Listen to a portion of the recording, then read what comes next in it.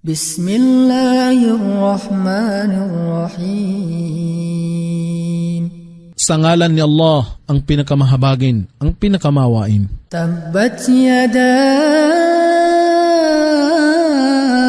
Abi Lahab wa tab.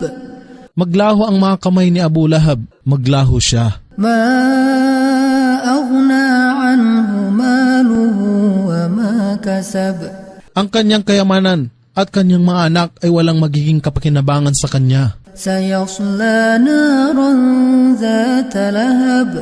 Tiyak na siya ay sisilaban sa naglalagablab na apoy. Wa imra'atuhu hammalatal hatab. Gayon din ang kanyang asawa na nagdadala ng mga panggatong. Fi jidha hablum min masad.